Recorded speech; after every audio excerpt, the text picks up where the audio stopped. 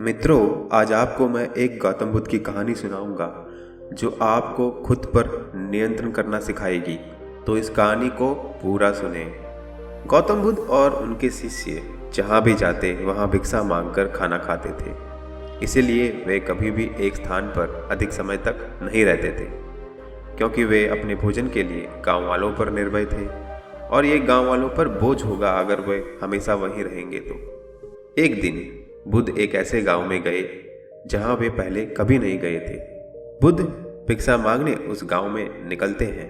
उन्होंने अपने भिक्षा पात्र से एक घर का दरवाज़ा खटखटाया और बोले, भिक्षाम देहि, और कोई नहीं आया। फिर थोड़ी देर बाद दोबारा बोले, भिक्षाम देहि। कुछ देर बाद एक महिला बाहर निकली और उसने देखा कि एक साधु उसके हाथ में भिक्षा पात्र है और वह उसके घर पर भिक्षा मांगने आया है। तो वह आग बबूला उठी।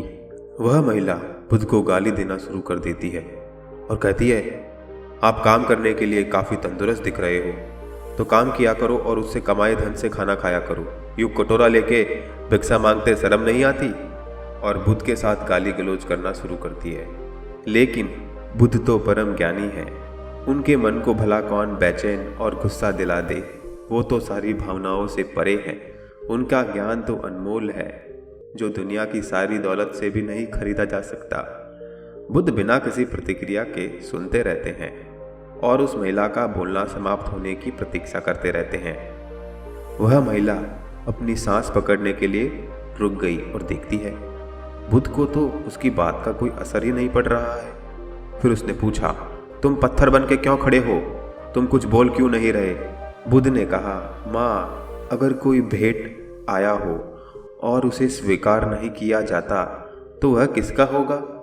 महिला ने गुस्से में जवाब दिया, वो भेंट उसका होगा जो उसे लेके आया है। और आगे कहती है, मैं ना कोई भेंट और ना खाना देने वाली हूँ, बस मेरे घर के आगे से चले जाओ। बुद्ध ने मुस्कुराते हुए उत्तर दिया, माँ, जब से आप मुझसे बात कर रही हो तब से जो कुछ भी आपके पास है आप मुझे अर्पित करती जा रही हो। महिला ने महसूस किया कि बुद्ध अपशब्दों का जिक्र कर रहे हैं और वह चुप और शांत हो गई। बुद्ध वापस मुस्कुराते हैं।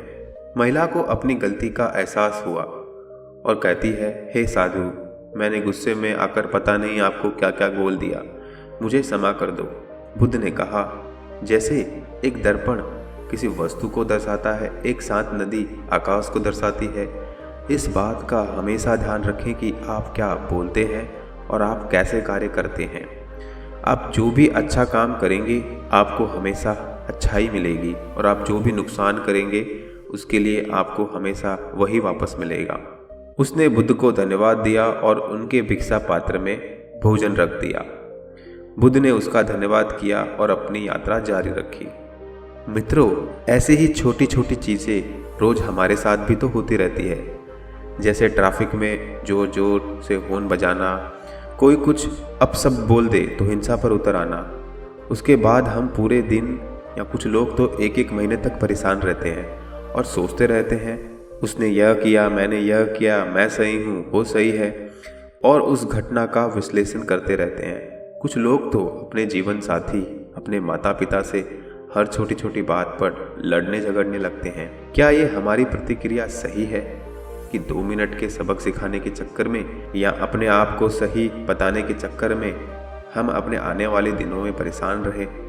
किसी और का नुकसान हो या ना हो, परंतु सबसे पहले हम हमारे मन का ही नुकसान करते हैं। हर गुस्सा, हर चिड़चिड़ापन, हर नफरत केवल अशांति और दुख ही पैदा करती है। तो मित्रों, हर परिस्थिति में कुछ मत करें और भगवान बुद्ध की तरह मुस्कुराते रहें। अगर आपको मेरी कहानी अच्छी लगी हो तो लाइक और कमेंट सेक्शन में ज़रूर बताएं और मेरे चैनल को सब्सक्राइब करना ना भूलें।